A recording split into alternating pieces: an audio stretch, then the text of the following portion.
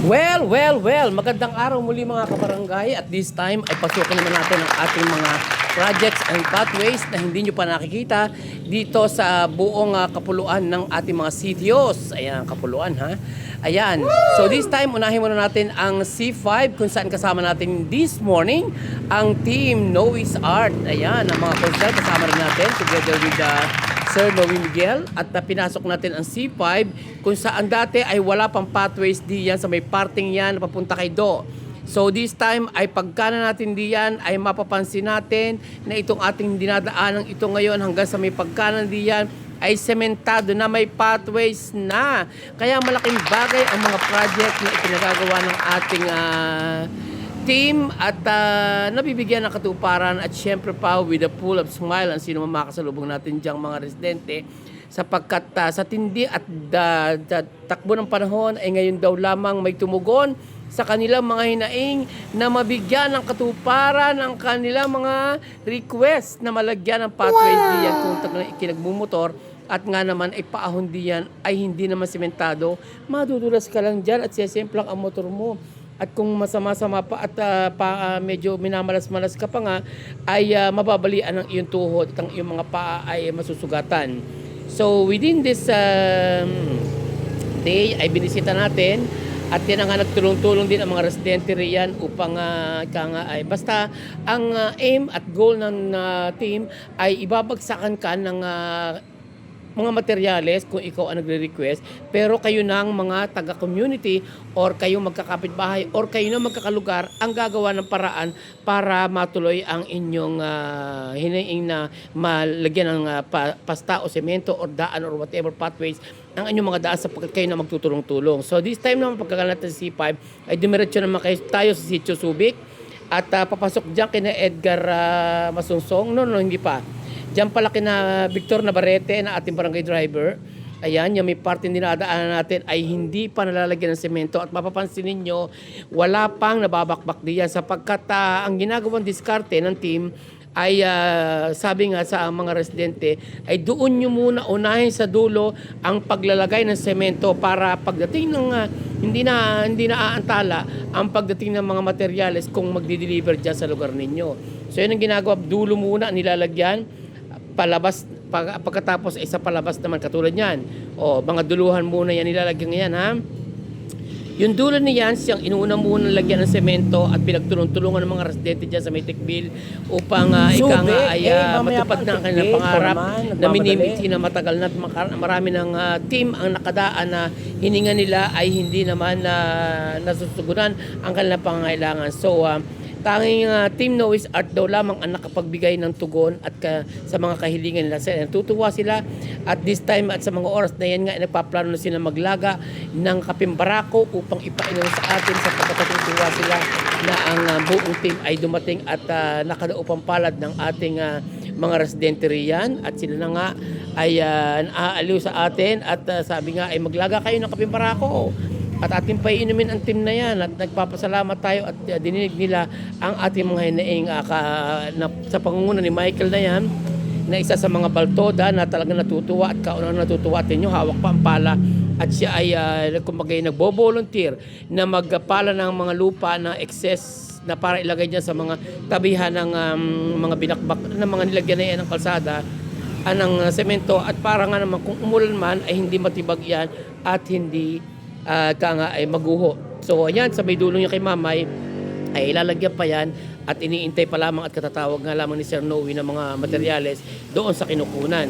So one of these days makikita ninyo na talagang nga yan na ay kompleto na at Jackie na Remy gumapak diyan ay makukumpleto na ang daan balisbisan ng kanilang daan. So yan na nga, diyan nagtapos kahapon ng paghahalo at tulong-tulong ang mga residente diyan kung saan binigyang katuparan ang kanilang hinaing at lahat ay siyempre walang pasok. Nagtulong-tulong sila diyan. Ultimo merienda, tanghalian at almusal ay sila na ay nagkumpul-kumpul dito tulong-tulong ng pagluto at kanyang palakaya upang maidaos lamang ang labor diyan sa daanan na yan at malagyan ng pasta ang kanilang dadaanan at matupad ang kanilang mga pangarap na magkaroon ng daan. So yan na nga, yan ang finished product sa mga even though na hindi pa nga tapos ay pinupulong pa rin ng tropa kung paano pa ang dapat gawin dyan upang pag sa lalaon bagay matapos ang daan na yan at hindi na magputik sapagkat yan daanan ng mga estudyante at ng mga residente, anak ng mga residente na pumapasok sa pabrika. At dyan, this time naman ay pasukin naman natin ang kay na Edgar Masunso, kasama natin si Lupon, si Lupol Llanto, ayan papasukin natin yan, may parting yan, pathways naman dyan, sa Sitio Subic pa rin yan. So habang binabaybay natin ang daan yan mga kabarangay ay napansin natin na talagang makipot nga ang daan at kailangan lang ay pathways o daanan ng motor maisagawa dyan. Hindi pwedeng magkaroon ng malawak na daan o even doon na talagang nagkaloob naman talaga si Sir Noe ng malawak na daan kung gagawin, kung pagagawa talaga. At yun nga ay pathways lamang sa mga sumandaling ito dahil makipot lang ang daan. Pero anyway, nagpapasalamat pa rin ng mga residente at kahit yung pathways nila ay matugunan naman ang kanilang mga hinaing at mga request na malagyan ng malaking bagay yan ay kahapon lamang ginawa or nung last few days na matsementohan yan. Biro nyo hanggang dulo yan ilalagyan, malaki-laki pa rin semento at bilang ng mga graba and buhangin ang magagamit dyan at tapos dyan. So yan, pinapasok natin yung daan at tinatahak natin pathways na yan hanggang sa dulo ng ating lalakaran ay yan ay lalagyan ng semento.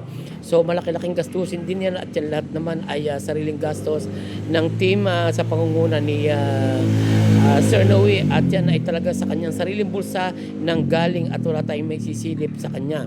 So this time ay tingnan naman natin ang dulo niyan. Mantakin nyo yun, lalagyan pa yan ng semento.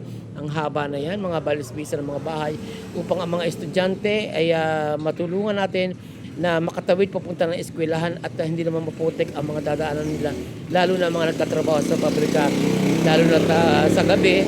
Siyempre maglalakad sila para paggabi ay uuwi, di ba?